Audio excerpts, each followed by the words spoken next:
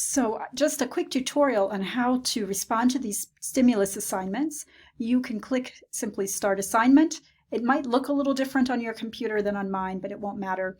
You can, if you like, type in your title and then you list the presenters. That's not strictly necessary.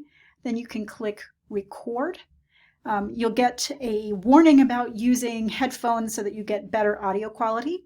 Click Continue. And then do note that you can't click on this button, it won't work. If you click, nothing happens. What you'll need to do instead is click Record, and then the video will begin to play. Здравствуйте. And then you can click Pause to record your response, and then click Resume to hear the next question. Как вас зовут? And then continue that way till you've gotten all the way through this very short video this time, and click Finish when you're done. And then the video will process and it will post.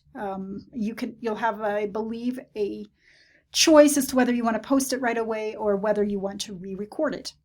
Hopefully this helps.